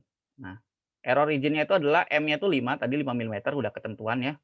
Kemudian K-nya itu adalah 5,7 kilo, itu dari sini. Tadi. Dari A ke B, sorry. Dari A ke B, tambah B ke C, C ke D, tambah D ke E, tambah E ke A lagi. Itu 5,7 kilo. Dipangkat setengah, dia menghasilkan ini, 11,94 mm. Nah, atau 0,1194 meter. Kondisi ini disimpulkan bahwa E-nya itu lebih kecil dari error izin. Error lebih kecil dari error izin. Sehingga sebenarnya pengukuran ini hasilnya boleh digunakan sebenarnya. Nah, sorry. Nah, jadi hasil pengukurannya, jadi elevasi yang di sini 28, ini, kemudian 35,01, 30,065 sama ini, itu boleh digunakan. Nggak usah dikoreksi lagi, sebenarnya boleh, nggak apa-apa. Tapi kalau misalkan mau dikoreksi, itu harus dibagi. Jadi total errornya tadi, total errornya 0,018, ini dibagi ke semua titik. Nah, di semua titik. Dengan cara seperti ini, error yang tadi itu dibagi ke total panjang dikalikan dengan jarak antar dua titik terukur. Nah, contohnya ini, untuk koreksi garis AB, itu tadi errornya 0,018 dibagi 5,7 kilo dikali 1,5. 1,5 itu adalah jarak antar titik A ke B. 1,5. Tuh, hasilnya itu adalah 0,005 meter. Ya.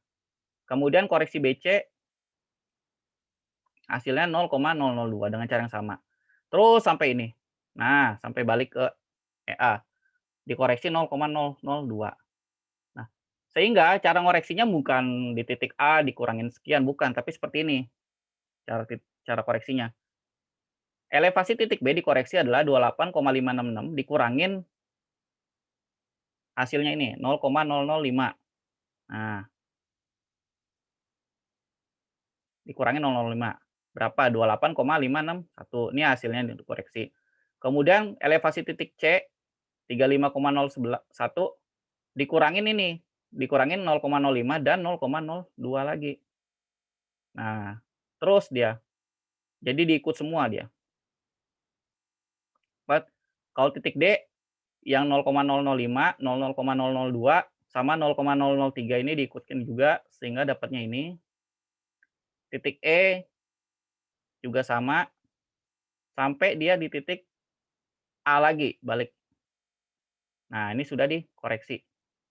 Artinya kalau misalkan sebenarnya kalau misalkan mau dipilih gitu ya, kalau misalkan kalian mau diemin aja biasanya sih nggak apa-apa gitu ya. Tapi kalau mau dikoreksi begini caranya, cara ngoreksinya. Cara ngoreksinya seperti ini. Ya, ini di bawahnya ini ada contoh yang lain, silakan dibaca lagi ya. Nah, ini bagian terakhir dari kuliah untuk yang pengukuran vertikal. Sorry, untuk mengukur errornya ini ada pertanyaan kira-kira? Izin bertanya, Pak. Silakan, siapa namanya? Waode Siti. Oh ya. Ya, saya Waode, Pak. Izin bertanya, itu kan untuk error izin tadi ya, Pak? Iya. Kan kita pakai M-nya itu kan udah dari sananya dapat 5,5 mm ya, Pak? Sedangkan tadi K-nya itu kan 5,7 km. Itu satuannya emang nggak diubah dulu ya, Pak? Nggak usah. Nggak usah, jadi satuannya kita abaikan aja gitu ya, Pak? Satuan yang mana? Yang M-nya atau E-nya? Yang M sama K-nya itu, Pak, kan itu satuannya yang 1 mm, yang 1 km. Jadi kan kirain saya kita harus diubah dulu gitu satuannya. Nggak usah. Yang K-nya tetap K-nya harus dalam kilometer ya.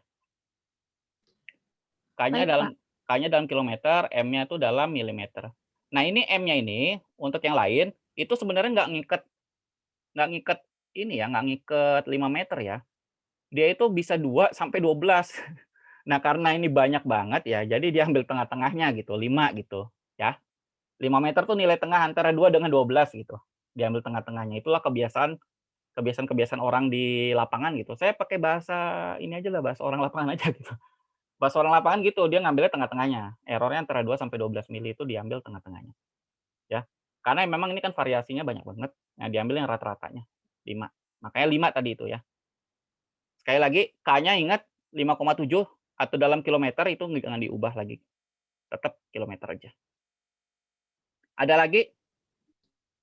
Kira-kira? Cukup ya? Untuk yang cara ngitung kira-kira seperti itu. Jadi cara ngitung yang pertama kalian sudah baca dan saya cukup jelasin tadi cara ngitung bagaimana cara mendapatkan elevasi satu titik, ya. Itu kita harus punya benchmark, kalau nggak ada benchmark-nya kita cuma bisa mendapat beda elevasinya doang, bedanya berapa gitu doang deh. Kalau ada benchmark-nya kita bisa tahu berapa ketinggiannya. Yang kedua, cara mengkuantifikasi error-nya. Apakah pengukuran kita itu bisa bisa dipakai atau enggak gitu. Kebanyakan kalau misalkan masih di bawah error izin, itu didiemin aja. Tapi kalau mau dikoreksi caranya kayak tadi. Caranya kayak tadi. Kayak gini caranya. Ada rumusnya nih, ya. Caranya kayak gitu. Kalau misalkan dia bukan poligon sama juga, modelnya kayak gini juga. Error-nya dibagi setiap 0,002 gitu. Modelnya sama juga sih. Ya. Kalau misalkan kira-kira itu untuk yang analisisnya, kira-kira itu untuk yang ini vertikal. Sekarang aplikasinya. Ini bagian terakhir dari perkuliahan untuk yang vertikal. Untuk aplikasinya itu adalah ada 2, sectional leveling sama contouring. Sectional itu maksudnya kita bikin penampang, baik penampang memanjang maupun penampang melintang. Ya, betul ya. Penampang memanjang itu kayak jalur pipa, rel kereta api, profil jalan gitu. Kalau melintang itu misalkan kayak sungai gitu ya, sungai. Kalau contouring itu dia bikin kontur. Nah itu, minggu lalu ada yang nanya kontur itu apakah itu kontur? Sebenarnya kontur itu garis yang menghubungkan 2 elevasi yang sama, itu aja. Bukan 2 elevasi yang sama. Daerah-daerah yang elevasinya sama gitu, nggak cuma 2, bisa 10 gitu, dan sebanyak itu. Pokoknya setiap elevasinya sama, itu dihubungkan dengan garis. Nanti kita lihat contohnya ya, seperti apa kontur itu. Nah, ini adalah contoh untuk yang profil memanjang, ini jalan. Nah, ini nanti bisa kalian ya geometrik jalan ya, kayak gini ya. Geometrik jalan itu dia nanti setelah UTS nanti kita akan belajar bagaimana cara ngitung volume ini. Nah, seperti yang kemarin yang saya bilang, sebelum UTS kalian cuma belajar untuk mendapat angka-angka ini aja. Angka yang saya bawah begini. Nah, nanti setelah UTS kita belajar bagaimana cara ngitung volumenya. Volume yang digali berapa di sini. Dan yang ditimbun ini berapa harusnya. Karena katakanlah misalkan kalian mau bikin jalan, trasenya kan lurus nih, jalan tanjakan gitu. Trasenya tuh yang inilah, yang biru ini. Nah, kalian harus memotong kan, ada yang memotong dan ada yang digali, gitu. Nah, berapa volume yang dipotong dan berapa volume yang digali nanti kita belajar setelah UTS gitu. Sekarang kalian belajarnya cara dapetin angkanya dulu aja, ya. Kemudian ini adalah profil melintang namanya. Profil melintang kayak gini bisa dipakai buat pekerjaan apa ya namanya, tanggul ya, tanggul sungai atau jalan juga bisa, kereta api, rel kereta api tapi profil melintangnya ini. Tanggul sungai juga paling umum lah di tanggul sungai. Nanti gunanya buat apa gitu, kalau misalkan tanggul sungainya dia bentuk potongan bukan potongan, bentuk timbunan tanah, tanggul sungai bentuk timbunan tanah itu, banyak tanggul sungai timbunan tanah itu kalian bisa hitung kira-kira berapa volume ini. Volume tanah yang mau ditimbun berapa. Nah, kemudian gunanya buat apa sih volumenya itu? Ya buat nanti kalian nyari berapa nilai kontraknya gitu, atau misalkan berapa nyari ininya, menghitung rupiahnya. Kalau misalkan untuk, setelah pekerjaan atau dalam rangka konstruksi gitu. Misalkan contohnya ada pekerjaan timbunan tanah seperti ini, ya. kalian bikinnya penampangnya kayak gini, tapi baru jadi 10 meter. Nah, 10 meter itu berapa volumenya. Nah, segitu dah yang kalian kalikan dengan harga satuannya nanti. Itu yang kalian dapat uangnya, dibayarnya berapa gitu. Tapi kalau dalam konteks rencana pembangunan, ya misalkan penampang kayak gini mau dibangun 1 kilo gitu. Nah, berapa 1 kilo itu berapa tanahnya. Nah, itu nanti dikalikan harga satuan, nah itulah nilai kontraknya nanti. Tuh. Nah, jadi nanti perhitungannya tuh nanti seperti itu ya. Kemudian, nah satu lagi yang terakhir itu adalah contouring. Jadi satu lagi kontur. Jadi kontur itu dalam ilmu ukur tanah merujuk kepada elevasi muka tanah. Elevasi muka tanah. Jadi katakanlah misalkan kontur itu seperti ini. Saya punya lahan, ya. Dengan cara rise and fall tadi, dengan cara rise and fall atau cara HPC lah. Kalian menghitung titik-titik ini yang saya silang-silang ini. Nah, ini misalkan ini. Menghitung elevasinya ya. Dengan cara yang tadi tuh, elevasinya kalian hitung. Nah, misalkan. Nah, misalkan gitu ya. Elevasinya. Nah, kontur itu adalah sebelum masuk ke kontur saya tulis dulu di sini. Ini hasilnya katakannya 5 meter. Ini 5 meter, ini 5 meter, 5 meter, 5 meter, kemudian di sini 4, di sini 4 juga ya, paling gampang lah 4, kemudian di sini 2, di sini 2, di sini 2. Elevasinya gitu ya. Biar gampang bayanginnya. Nah, kontur itu adalah garis yang menghubungkan elevasi yang sama. Elevasi titik-titik sama. Jadi kontur itu kayak gini. Kalau misalkan kita hubungkan garis-garisnya itu adalah, saya pakai yang mana ya? Yang ini ya. Jadi yang 5 ya garisnya ini, hubungkan. Nah, kemudian yang 4 seperti ini. Nah, misalkan seperti itu. Kemudian yang 2 misalkan kayak gini. Nah, ini adalah garis-garis yang warna ini adalah garis kontur ya. Garis kontur. Nah, itu garis kontur itu, seperti itu. Kalau yang gambar sebelah ini, yang gambar ini contoh sederhana banget, yang sebelah ini juga lebih sederhana lagi. Dan ini hasilnya kalau ngejelimet ya, kayaknya kelihatan ya. Mudah-mudahan kelihatan. Ini kalau misalkan saya perbesar sedikit. Ini contoh kontur yang yang ada di benerannya nih. Itu dia. Jadi yang kayak lahan-lahan tadi. Jadi di garis ini dia menghubungkan titik-titik yang tingginya 2 meter doang nih, kayak gini. 2 meter. Kalau yang ini 2,9 ya udah berarti sepanjang garis ini dia elevasinya 2,9 meter. Kemudian yang ada yang mana lagi? Nih 2,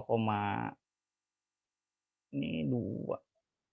Nih 1,55 yang ini. Jadi sepanjang garis ini adalah nilainya 1,55. Tuh. Jadi kontur itu adalah garis yang menghubungkan titik-titik yang memiliki elevasi yang sama. Kayak gitu definisi awamnya. Kemudian ada satu lagi terminologi sebenarnya. Itu namanya adalah batimetri. Batimetri itu adalah bukan elevasi permukaan tanah, bukan ketinggian, tapi adalah dasar laut atau sungai gitu. Tapi itu kan namanya juga kita belajarnya ilmu ukur tanah ya. Jadi alatnya itu untuk dipakai untuk di tanah aja. Kalau untuk mengukur batimetri, kontur dasar laut gitu itu pakai alat yang namanya sonar gitu. Pakai alat echo sounding lah gitu namanya. Bukan pakai alat ukur tanah ini nggak bisa gitu. Ya, alat ukur tanah ini nggak bisa. Oke. Ini ada teknik reciprocal leveling ya.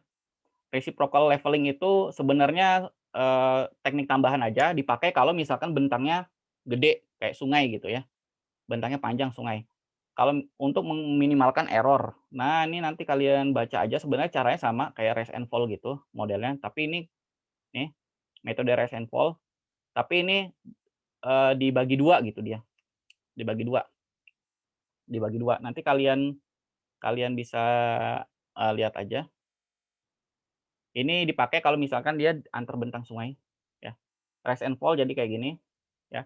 BS dikurangin. Jadi kalau reciprocal itu adalah pertama pengukurannya itu adalah nah, jadi alatnya ditaruh di 2 tempat. Bukan alat, apa namanya, staff-nya itu taruh di 2 tempat. Kemudian alatnya juga sama. Di 2 tempat juga. Atau bisa gantian lah gitu, tapi ya misal 2 tempat lah gitu. Jadi yang X-nya ini, BS-nya itu membaca yang A, FS-nya itu membaca yang B, gitu. Untuk yang Y, FS-nya itu dia ngebaca BS-nya itu dibaca B, FS-nya dia ngebaca A. Dan ditulis aja nanti. Nah, ini ya. Untuk yang delta AB dari titik A ke B ya, BS-nya dikurangi FS, ya ini tadi ya, error-nya tadi udah kalian pahami tadi ya. Kemudian dengan cara yang sama alatnya di titik Y, dia dari B ke A ya, BS-nya di titik B dikurangin FS-nya di titik A. Dan seterusnya ya. Kalau terminologi kita samain, ini adalah delta AB, di sini adalah delta BA. Kita balik aja sekarang. Kita balik aja. Kalau misal delta BA berarti modelnya kayak gini. Tuker.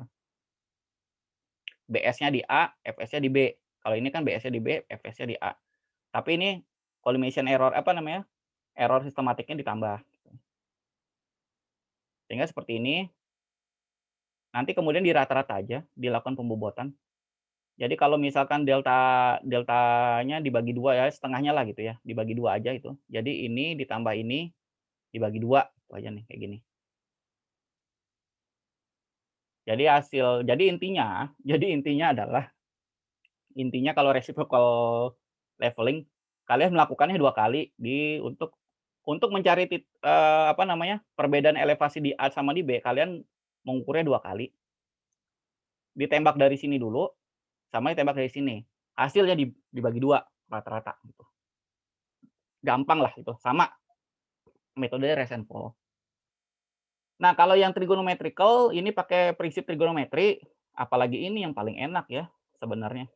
Tapi ini trigonometrical leveling ini nanti akan nyambung sama yang horizontal. Nanti mungkin saya bahasnya barengan itu aja. Tapi ini intinya sama ya. Jadi kalau misalkan ada 2 tipe, kalau short line sama long line. Kalau short line itu jarak pengukuran itu maksimal 300 meter, kalau long line itu yang lebih dari 300 meter. Ya. Sinkostan, mainnya sinkostan aja. Nah ini, karena kenapa ini nanti nyambung sama materi berikutnya, karena di sini ada pengukuran sudut, ada pengukuran horizontal, ada pengukuran S gitu ya. Jadi biasanya dicari yang delta H. Ada beda tinggi di A sama di B, gimana caranya? Jadi S-nya ini dikali sinus alfa gitu ya. S-nya ini dapatnya dari mana?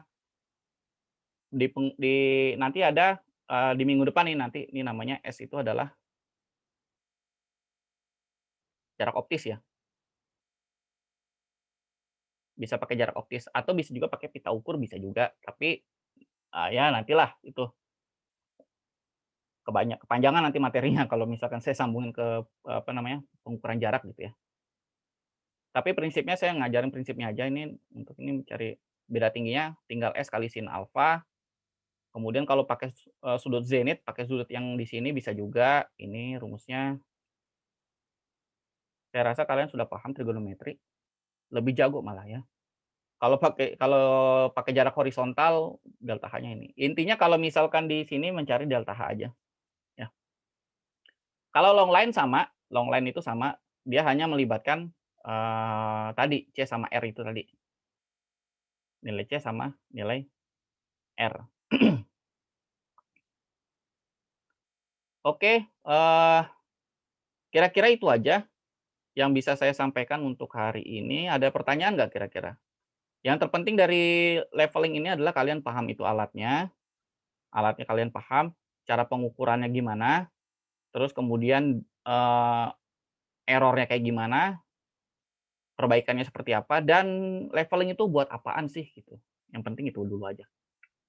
Kalau yang trigonometrical nanti nyambung sama materi di minggu depan. Ini nanti coba mula-mula aja. Karena nanti S-nya ini kita ngitungnya nggak sembarangan. Ini kita cari pengukuran jarak, S-nya juga pengukuran jarak nanti, D-nya juga nanti di pengukuran jarak kita cari di minggu depan. Ya. Ada pertanyaan sampai di sini? Sebelum saya selesaikan.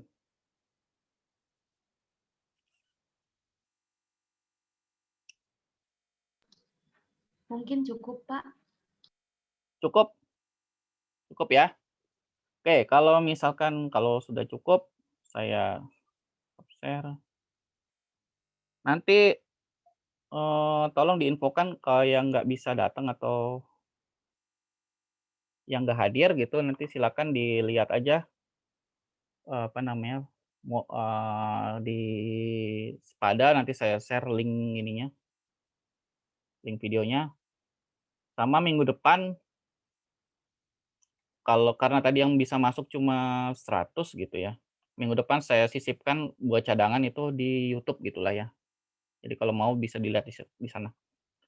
Oke, kalau misalkan nggak ada pertanyaan lagi, silakan dilanjutkan belajarnya. Semoga kita semua selalu diberi kesehatan ya di masa-masa yang pandemi ini. Dan semoga saya doakan kalian bisa merasakan kuliah tatap muka gitu ya di kampus. Angkatan 2020 ini semua. Ya. Saya tutup ya. Terima kasih. Selamat sore semuanya. Bisa di live, silakan. Terima kasih, Pak. Terima kasih, Pak. Terima kasih, Pak. Ya, mari. Terima kasih, Pak. Mari. Terima kasih, Pak. Siap, mari.